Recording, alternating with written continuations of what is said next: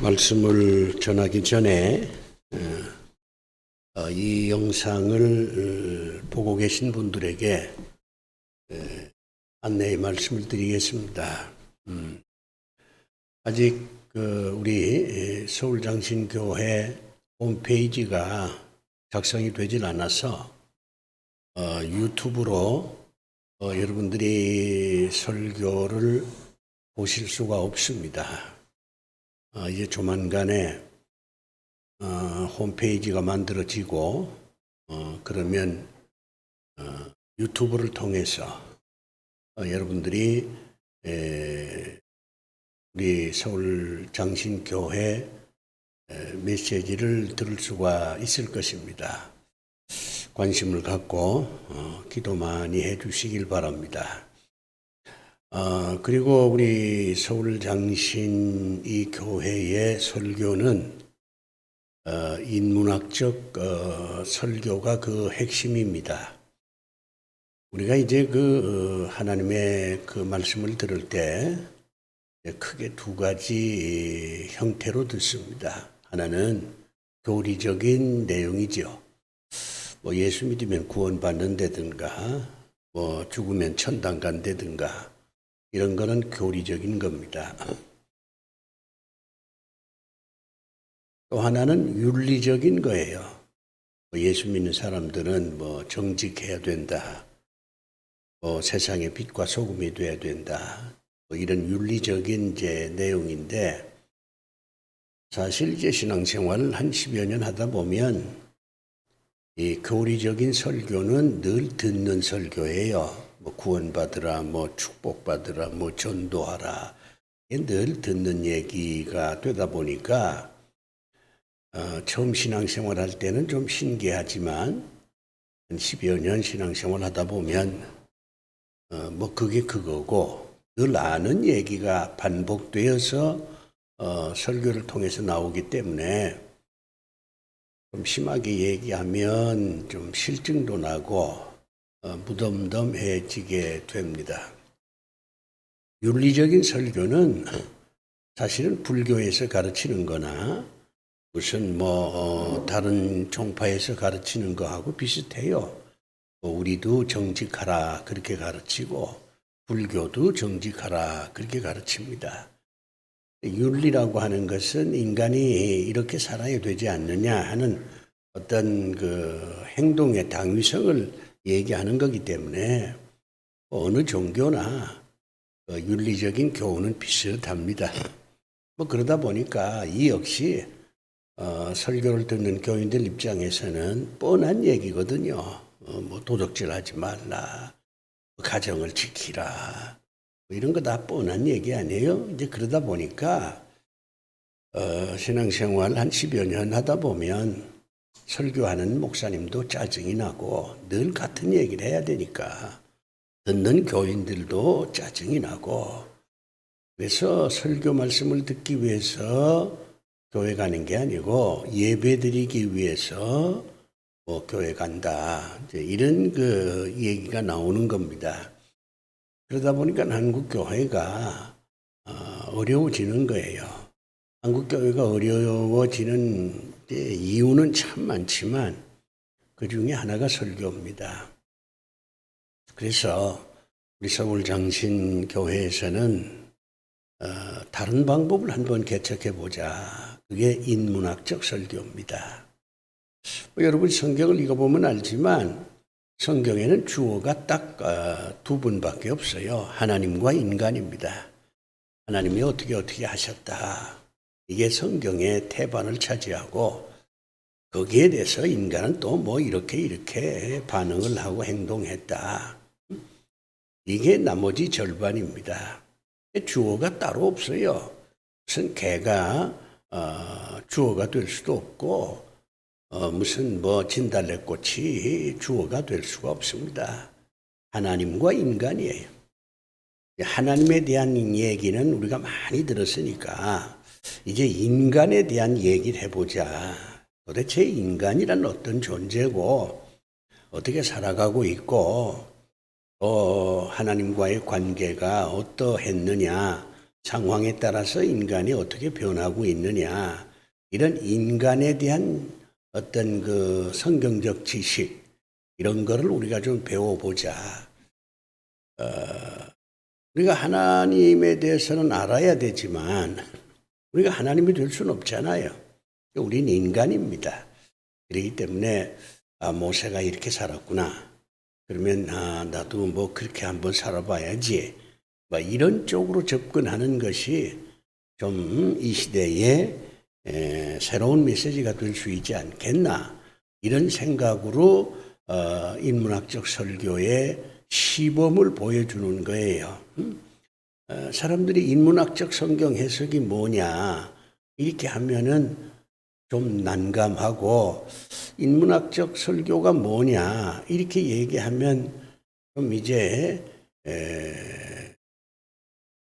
그 실체를 알 수가 없다 이렇게 생각하기 쉽기 때문에 우리 서울장신교회에서는 인문학적 설교는 이런 어떤 패턴을 지니고 있다, 이런 메시지가 있다, 이런 거를 보여드리기 위해서 우리가 학교교회를 세운 겁니다.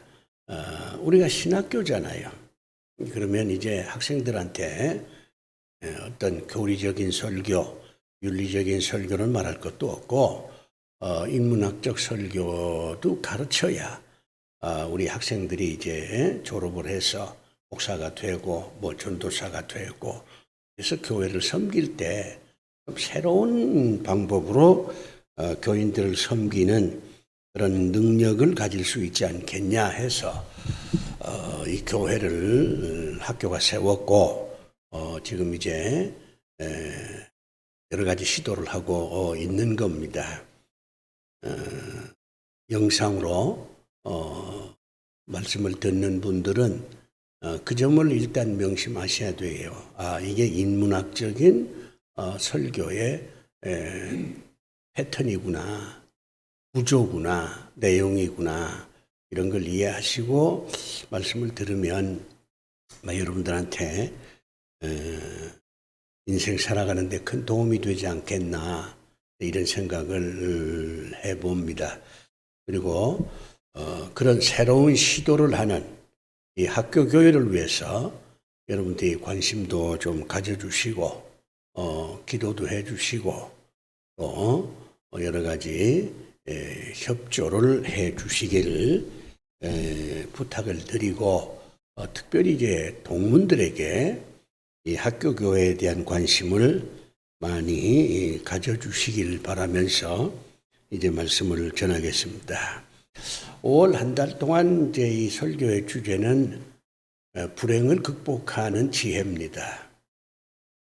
많은 사람들이 행복하게 살길 원하지만 사실은 행복은 존재하지 않아요. 그건 우리가 그저 행복했으면 좋겠다 하는 하나의 기대지, 성경 그 누구도 행복한 사람은 없었습니다. 적어도 오늘날 현대인들이 생각하는 그 행복, 그거는 성경에 존재하지 않습니다.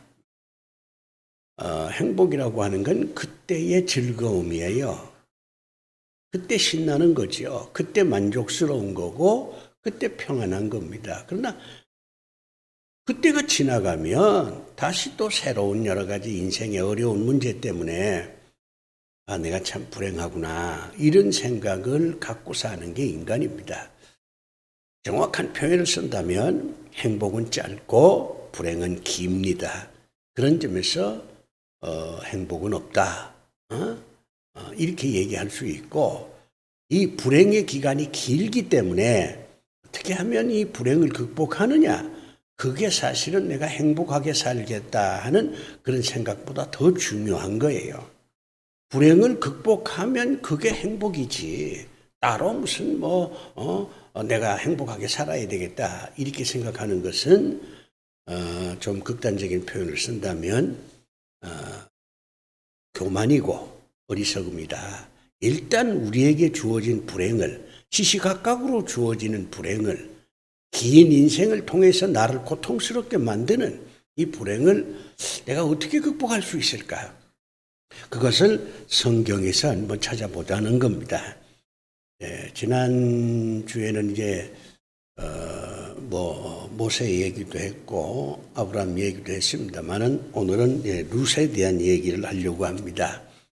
이 룻기는요 일종의 단편 소설 같은 그런 구조예요. 하나의 단편 소설이다 이렇게 생각하면 됩니다. 상당히 그 구조가 간단해요. 그래서 이거 보면 내용이 어떤 건지 대강 짐작을 할 수가 있습니다. 이 룻기는요 상당히 중요한 의미를 줍니다. 하나는 여자의 재혼 문제를 다루고 있는 겁니다. 성경에 남자의 재혼을 다루는 그런 부분은 제법 있습니다. 그런데 여자의 재혼을 밀도 있게 표현한 것은 이 룻기밖에 없어요. 여자가 재혼한다. 지금 현실에서는 그게 뭐 당연한 거고 재혼했다고 해서 누가 시비를 걸지도 않지요. 그러나 남성 중심의 당시 사회에서 여자의 재혼이라고 하는 것은 대단히 좀 껄끄러운 일이에요. 그런데 이 룻기는 여자의 재혼 문제를 정면으로 다루고 있어요. 그런 점에서 우리 여성들이 이 룻기를 좀 여러 번 읽어보는 게 좋지 않겠나 이런 생각이 들어주고요. 또 하나는 이 룻이 다윗의 증조모가 된다는 겁니다. 다윗 왕과 연결되어 있어요. 그것도 까마득하게 연결된 게 아니라 증조모예요. 그리고 예수님이 다윗의 후손이잖아요. 그런 점에서 이거는 족보상으로도 대단히 중요한 위치를 차지하고 있다. 이렇게 볼 수 있고 더 나아가서는 이 룻이라고 하는 이 여자가 이스라엘 여자가 아닙니다. 이게 모압 여자예요. 이 모압이라는 이 나라는 이스라엘 사람들이 아주 싫어하는 나라입니다. 이게 모압 여자 그러면 이스라엘 사람들 생각에는 좀 아주 그냥 과격하게 얘기하면 사람도 아니다. 이렇게 생각하는 아주 이스라엘 사람들이 멸시하고 천대하는 그런 여자예요. 이방 여자거든요. 그런데 이 이방 여자인 룻이 이스라엘 남자와 재혼을 해서 다윗의 증조모가 되고 예수 그리스도의 조상이 됐다. 이건 아주 대단한 파격입니다. 이건 충격이에요. 그렇기 때문에 이 룻기가 차지하는 그 중요성이라고 하는 것은 대단히 넓고 깊다. 이렇게 얘기할 수가 있습니다. 사도 바울이 이방 선교를 했잖아요. 이방인의 사도다. 이렇게 이제 얘기를 하면서 당시 소아시아를 돌아다니면서 이방 사람들한테 복음을 전했는데 이 다윗의 어떤 이방 선교의 모델이 아마 이 룻기에서 나왔지 않느냐. 이 룻기의 내용은 그렇게 멸시와 천대를 받는 모압 여자지만은 그러나 예수 그리스도의 조상이 될 수 있다. 그렇게 멸시 천대받는 이 여자지만은 아주 해피한, 아주 행복한, 요즘 말로 얘기하면 참 아름다운 그런 재혼을 했다는 거예요. 그래서 다윗의 할머니가 됐다. 그런 얘기잖아요.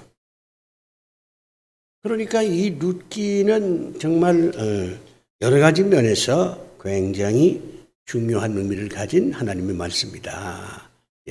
이런 걸 전제로 하고 이 룻이라고 하는 여자는 불행한 여자입니다.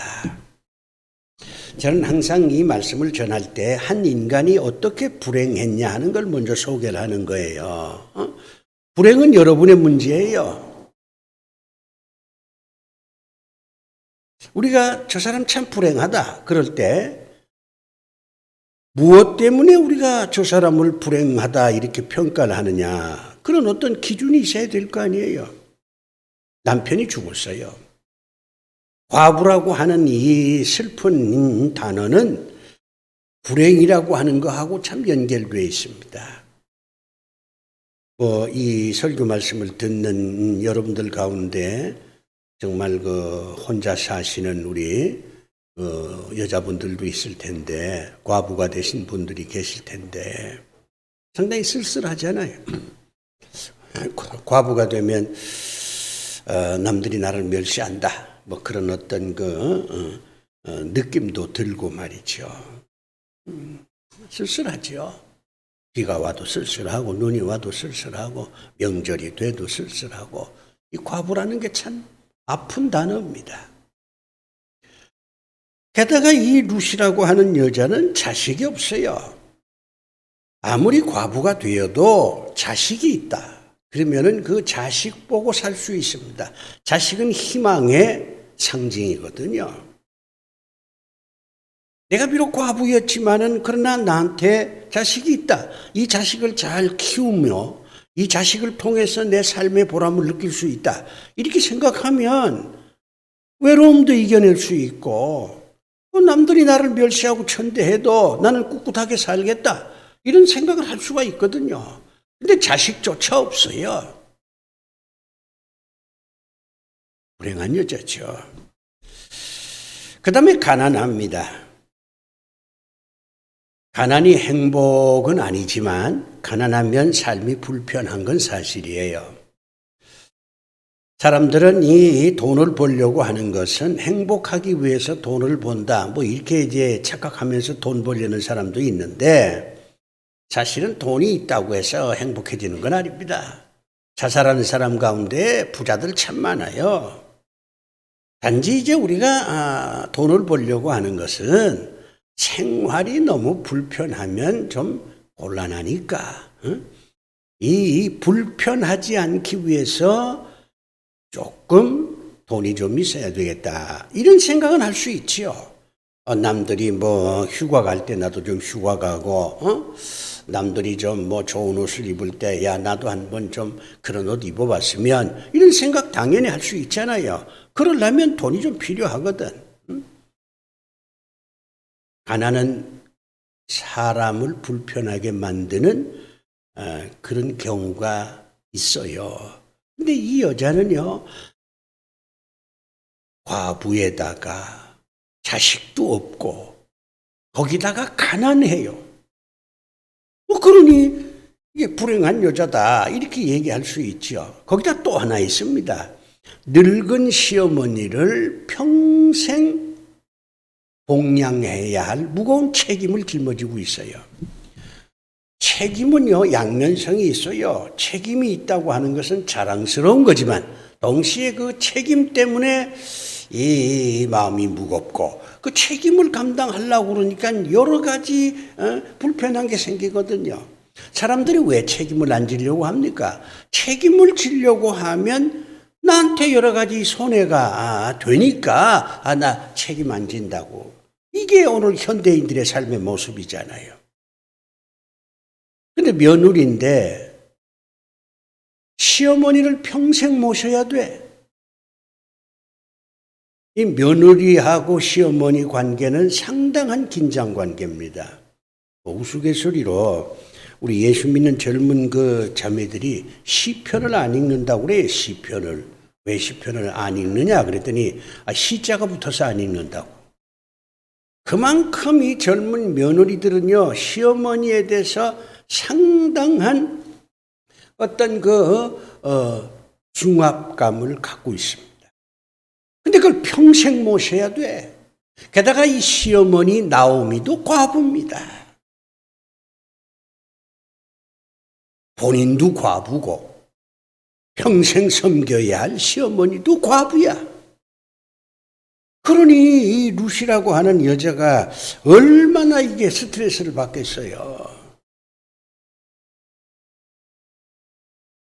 우리는 이 룻이라고 하는 여자가 참 여러 가지 면에서 훌륭하니까 스트레스 안 받고 그냥 매일매일 즐겁게 살았다, 이렇게 생각하면 안 돼요. 정말 스트레스 받았어요. 아주 힘들어. 결론은 불행한 여자입니다. 그런데 이 성경을 읽어보면 이 룻이라고 하는 이 여자가 나중에는 그런 불행을 아주 다 극복을 해요. 여기에 인간 승리가 있는 거죠. 인간의 어떤 인생 역전의 드라마가 있는 겁니다. 제가 단편 소설이라 그랬죠. 그래서 이 소설 읽는 재미가 있는 거예요. 이게 그냥 아주 대역전이 되는 겁니다. 이 룻이라고 하는 이 불행한 여자가 보아스라고 하는 아주 돈 많은 이스라엘 남자와 재혼을 했어요.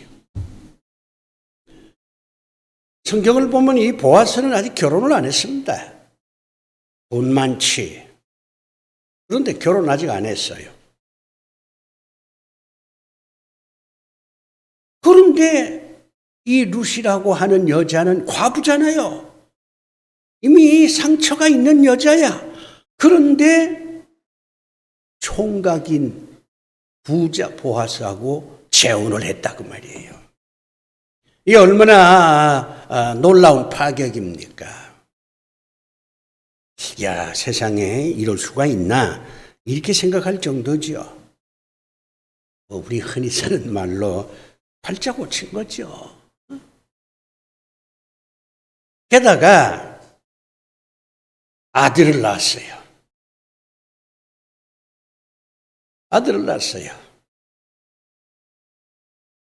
결혼도 잘했고, 그 다음에 오벳이라고 하는 아들도 낳습니다.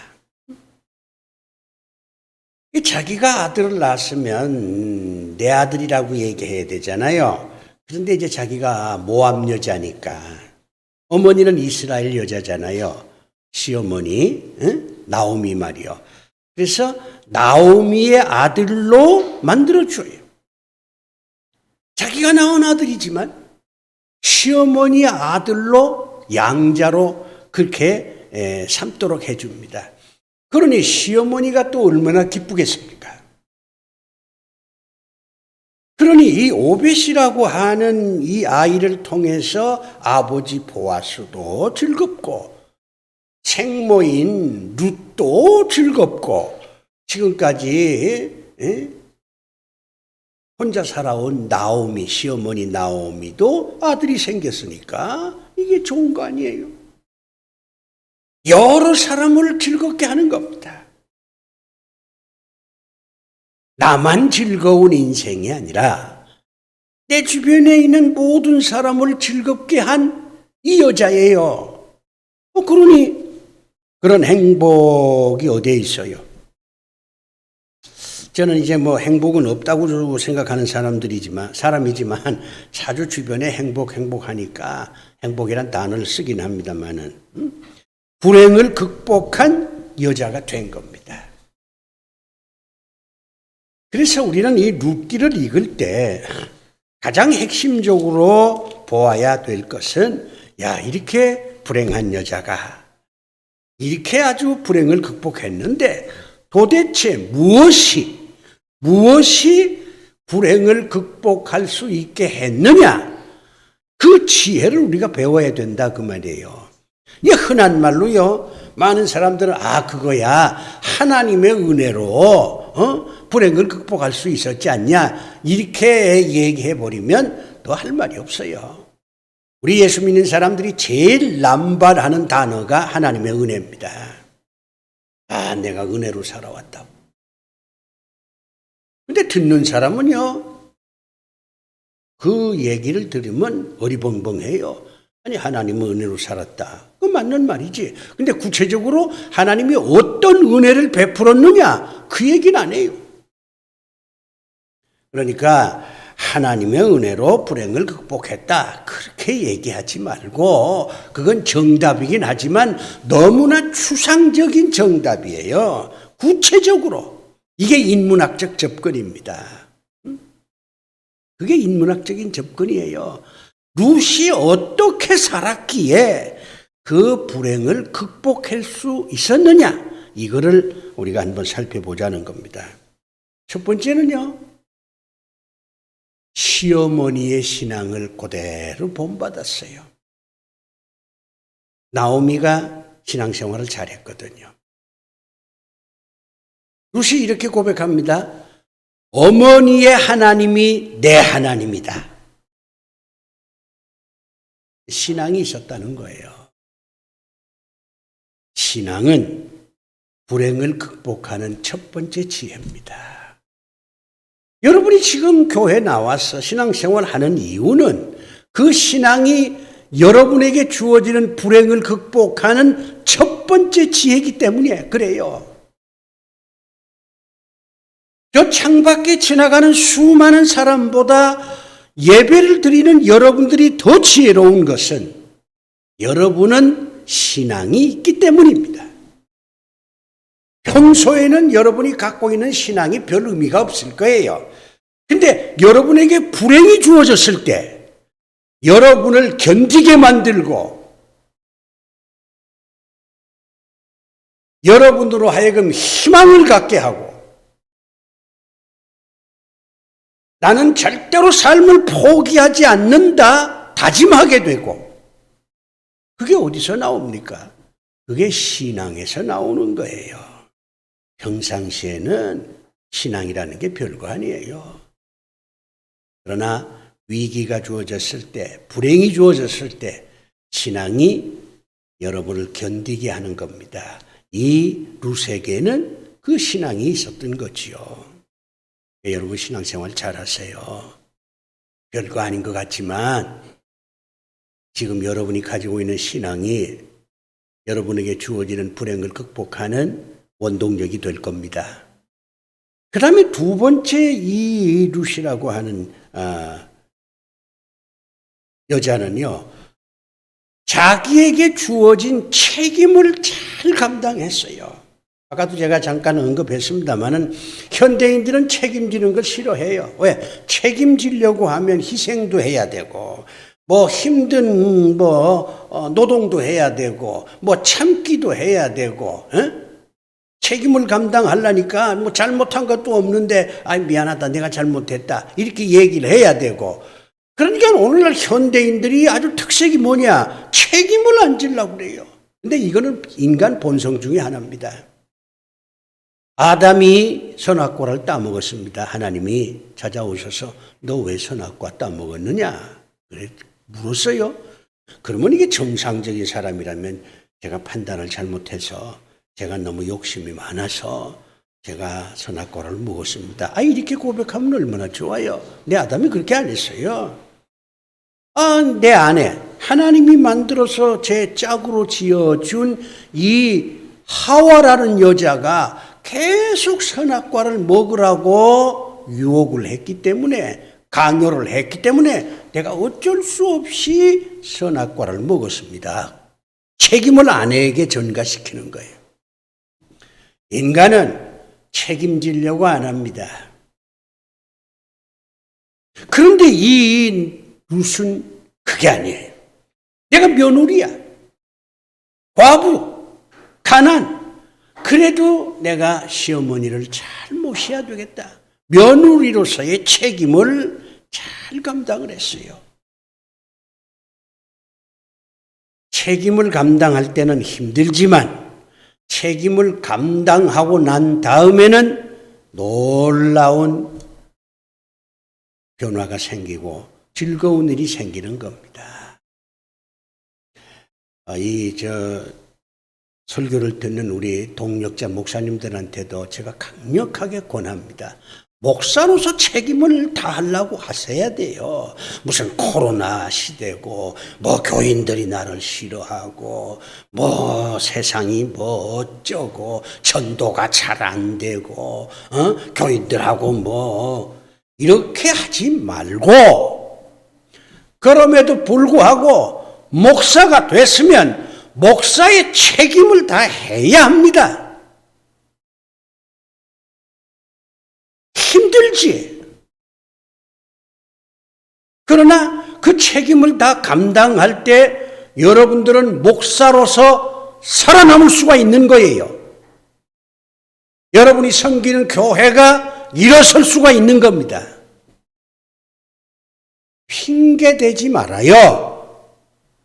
그래가지고서는 이 코로나 시대에 교회를 지킬 수도 없고 살릴 수도 없고 목사의 자존심을 유지하기도 어렵습니다.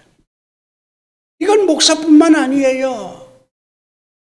모든 그리스도인들은 자기에게 주어진 책임을 감당하려고 해야 됩니다. 힘들지. 그러나 책임의 결과는 불행을 극복하는 아주 기분 좋은 열매로 끝이 납니다.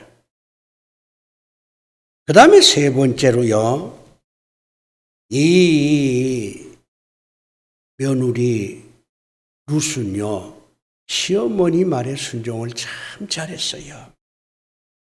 하나님의 말씀에 순종만 하는 게 능사가 아닙니다. 어떻게 넓게 얘기하면 하나님 말씀에 순종하는 것은 결국 인간에게 순종하는 거하고 똑같아요. 하나님께서 말씀하시기를 부모를 공경하라 그랬잖아요. 그러면 부모 말씀에 순종하는 게 하나님 말씀에 순종하는 거하고 같지 않습니까?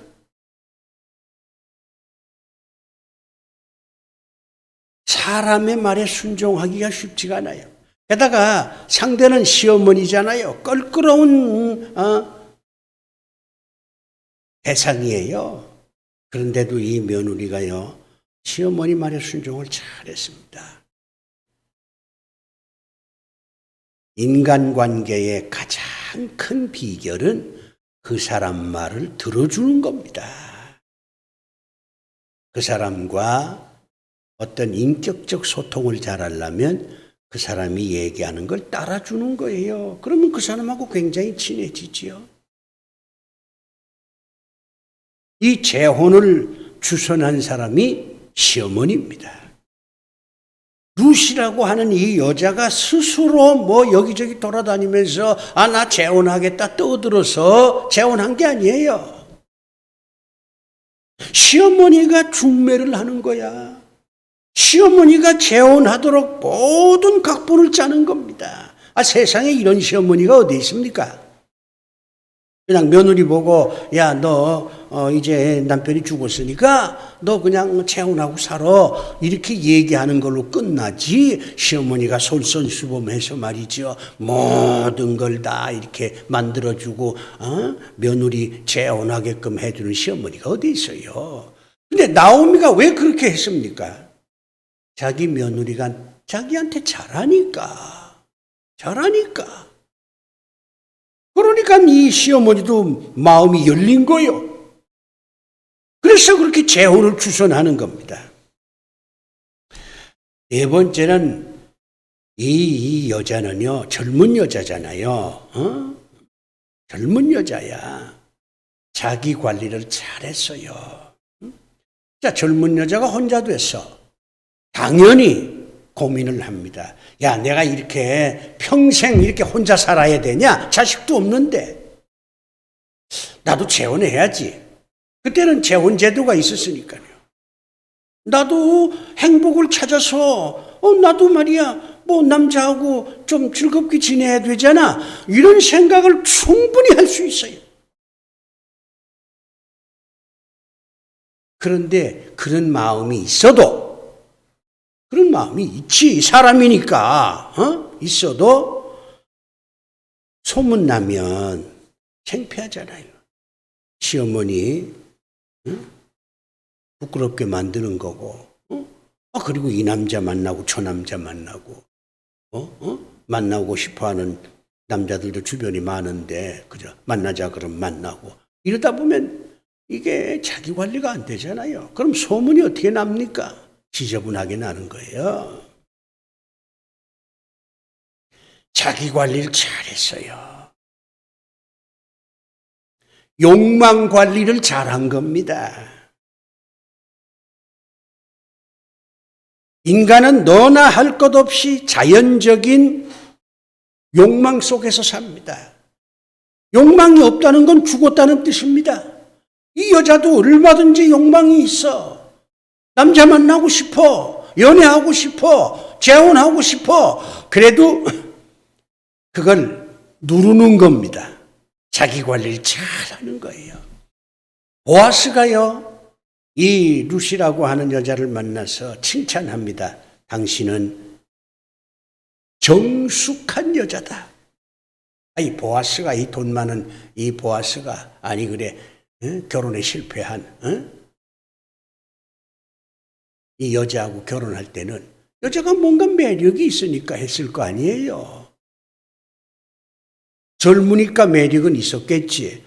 그러나 젊다고 해서 이 보아스, 이 부자가 룻이라는 여자하고 결혼합니까? 다 알아봤지. 저 여자가 어떤 여자냐.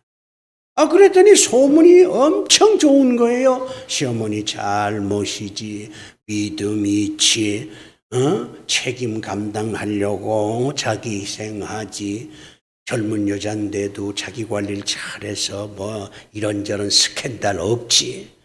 그러니까 당신은 정숙한 여자다. 나랑 결혼하자. 이래 결혼이 된 거 아닙니까? 자기 관리를 잘해야 돼요. 뭐 내 인생이니까 내 마음대로 산다. 살 수 있지. 내 마음대로 살면 절대로 불행은 극복되지 않습니다. 더 불행해지지. 자기 관리를 해야지. 이 여자는 자기 관리를 잘했습니다. 마지막으로 이건 당연한 겁니다. 5번째는 여자 열심으로 일하는 여자입니다. 그래서 보아스 밭에 가서 이삭 줍기를 하잖아요. 가난하니까. 자기도 먹고 살아야 되고 또 가난한 시어머니도 이제 대접을 하고 함께 살아야 되니까 아침부터 저녁까지 보아스 밭에 가서 떨어진 이삭을 주워서 매일매일 먹고 살았어요. 열심으로 일한 여자입니다. 즐겁게 살려고 하는 여자는 불행해집니다. 일하면서 살겠다고 생각하는 여자는 그 불행을 이길 수 있어요. 일하는 걸 싫어한다. 그건 이미 인생이 끝났다는 얘기입니다. 일해야 합니다. 그래야 불행은 극복이 될 수 있습니다. 자, 그러면 5가지죠. 이게 인문학적인 해석입니다. 이 룻이 가지고 있는 인간적인 특징이에요. 신앙,